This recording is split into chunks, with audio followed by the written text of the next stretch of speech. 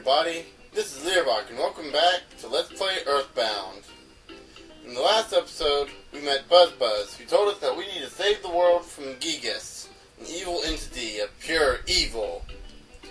In this episode, we're gonna keep looking for the giant step, and while we're at it, we're gonna beat up the sharks, the local gang, just because I feel like it. Ooh, a butterfly! Okay, important thing about a butterfly. They heal your power points by making you relax. Okay, now that said, we're going to go over a few things that we can do in town. As you look on your map, you'll notice you see the hospital, food, hotel, and shop. Hotels are, well, this game's versions of inns, which are initially the same thing. You pay a certain amount of money and you rest for the night, recovering all your HP and power points. Or PP, psychic points in this game. A hospital is... well, when someone dies in this game, they follow you around as a ghost. What you do is you take them to the hospital to get healed. You also go to the hospital to cure poison, paralysis, and a few other abilities of the sort. Shops hold items of basic trades and other stuff like that. Mainly equipment. And food, well, that holds food based on what the store is. For example, the burger shop is much like McDonald's. It has food, juice, and I believe fries. Let me see. Can of fruit juice, cup of coffee, bag of fries, and hamburger. Well, we're not going to get any of those items right now. Oh, by the way, speaking of items, juice and other kinds of liquids heal your PP, for the most part. Other kind of consumable items, such as hamburgers, fries, and bread, will restore your HP. What we're going to do, instead of getting a hamburger from the store, we're going to raid the trash can, and let's see here. Oh look, we get a hamburger! Ness takes it. Yeah. We get a hamburger. Anyway, moving on. Okay, so what we're going to do over here is we're going to look over this guy that looks like Pigpen from the Peanuts. Ness, I'm doing watch-out duty for the hideout. Can you take over? Sure. Just kidding. Being watch-out is my job. Oh, bad Pigpen. Okay, so... as you can see, there's a house up here, and if we go between... oh, we gotta let him move real quick. If we go between these two trees, we can go into the house. Into the tree house. Here we can talk to these three kids. But what we really want to do is we want to talk to this kid. I'll give you my Mr. Baseball cap. I know you've wanted it for a long time. It's the best cap for someone really brave like you. Ness got the Mr. Baseball cap. Okay, for those of you wondering, Mr. Baseball cap is probably one of the best items to get early on in the game. It more than doubles our defense, especially at this point in the game. I don't really know how many people know about this item, though it seems to me like most of the EarthBound fans, or Starmen as some of them are called. No, it seems like they know about it. As for items, oh, you know what? Now's a good time to talk about the ATM.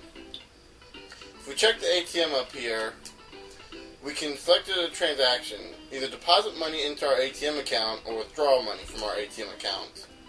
Now you're probably wondering, what's the point of withdrawing money? Well, when you die, you lose any money on hand.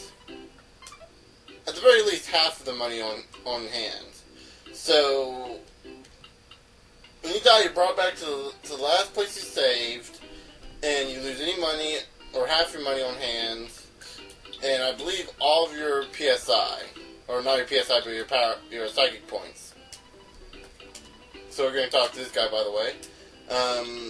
We want to get the T-ball bat. And as you can see, the baseball cap is not that good for us right now because we just got the Mr. Baseball hat. So anyway, we're going to get the baseball bat, or the T-ball bat, go ahead and equip it, and then we'll sell the cracked bat for $9. And that's all we're going to do here. Anyway, I believe you lose all your psychic points. Yeah, I believe you lose all your psychic points and any money on hand when you die. And speaking of which, we're about to get into some pretty tough fights here, so I might want to go ahead and put the money away. Dang. Check. Deposit. And we'll go ahead and deposit, 50. Yeah. We might need to use a phone to save somewhere, or a pay phone anyway. Speaking of which, I would highly advise you not to use a pay phone if possible. Okay, so what we're going to do is, we're going to head down here. And as you can see, there's a guy with a black suit. This guy is one of the infamous gang members, the Sharks. This one happens to be Yes Man Jr. He's going to attack us, and we basically just attack back. This is basically just going to be a back and forth romp, because there's not really much we can do. Not yet anyway. Let's see. So basically, what I suggest you do right here is at least grind for a couple levels. You can talk to this one in particular and start a fight with him. This one is a skate punk. As you can see, a common theme with the Sharks is the points on their heads. Kind of looks like a shark fin. Now, the interesting thing about some of the Sharks, mainly the skate punk, is that they'll sometimes call in help. I believe there can only be 3 on the field at a time. But if they keep calling up help, it's a great way to grind. Also, there are specific items in the game called I believe they've been given the term, 1 out of 255, which is I believe the chance of getting that item off of the enemy. These are some of the rarest items in the game, and in many runs done by the pros, they typically try their hardest to get these items. Do you want to meet Frank? You don't want Frank to beat you up, do you? Yes, the Sharks leader is Frank. Which is funny because I happen to know a guy on I did know a guy when I played World of Warcraft. He was our guild leader, and his real life name was Frank. There's actually a song someone did to EarthBound. They did it with lyrics and everything, and at least one part talked about the Sharks and mentioned Frank. I quoted that portion in our guild's advice of the day column. He got a pretty good chuckle, I'm pretty sure. It was you. You beat up my buddy, didn't you? You better just beat it. Yeah. These guys are gonna start... Yeah, they basically start a lot of crap without needing to, and I am about to die. So we're gonna use life up.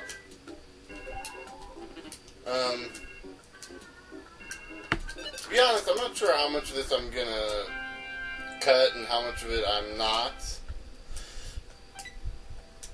Oh, we got another hamburger. Actually, healing items are probably what we should be using instead of life up. Okay, so before we go anywhere else, we'll go up here. We won't beat up these guys. Just talk to them. Spit, spit, spit. Saliva, spit, spit. Do you want some gum? Get your own, twit. Okay. Let's see if I can talk to him again. Okay, I was pretty sure he'd start a fight with us. You buy an item that should be equipped. Do you bother to actually equip it? I gave a hint to my own enemy. Such a rockin' dude. I obviously have total confidence in my own abilities. So, are you ready to get it on, Spanky? Yeah. These guys... Yeah, they really do bring new meaning to the word punk.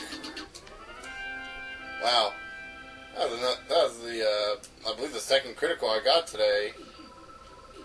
At least in this LP. To tell you the truth, I like drinking tea and eating fresh vegetables.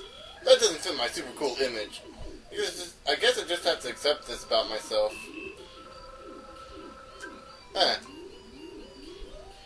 Indeed. Okay, so I guess we can't fight anymore in here. And you know, we'll go ahead and talk to this guy. Oh, You sound like a real whiner to me. Don't get lippy or I'll kick your butt. I want to fight you, though! Okay, whatever. Yeah. The reason I want to pick a fight with these guys so badly, as you see, we got combat advantage. Okay, so we basically get to attack once before they do when we get combat advantage. The way you get combat advantage is you approach your enemy from behind and a green swirl will pop up. Now, inverse to that, if an enemy comes up from behind you, they get a red swirl and they get combat advantage. Ooh. What do you think of needing a weapon? You know the drugstore sells thing? Okay, you already know that stuff. Okay, so as you can see, you leave the area and come back, enemies will respawn. And as you saw, that second enemy ran up to us as well. We basically just started a double battle between these two guys. Both these guys are teaming up against us. That'll happen a lot. For now, there's not really much we can do except just keep fighting them. And just keep fighting them. Yeah. I have a feeling in this LP there's going to be a lot of cutting. Because one big thing about RPGs is level grinding, and it's not one of my favorite things in the world to do. I actually oppose level grinding, which I don't think in this game you need that bad. But yeah, right now, anyway, right now we're going to visit the hotel. We're going to need some money, so we go into this conveniently placed room that happens to have an ATM. And instead of talking to it like a crazy person, we're going to check it and withdraw some money. As you can see, we've gotten some money. Instead of getting... I forgot if I explained this yet or not. Oh well, doesn't hurt to explain again.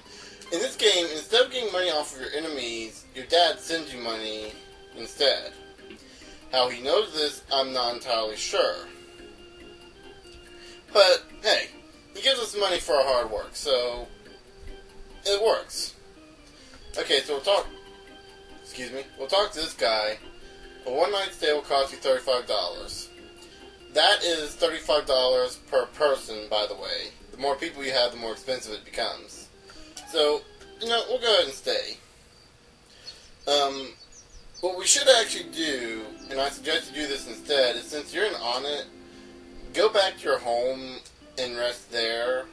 Just talk to your mom and she'll just send you off to bed. And it's a lot better than... It's cheaper, definitely, than going to the hotel. So yeah, but I did this just to show you what the hotel was like. You can also actually talk to all these people. Yeah. We're running low on time, however, so I think we're gonna end it off here. In the next episode, we're gonna finish off the sharks. So, but for now, we're gonna call it a day. So, see y'all later.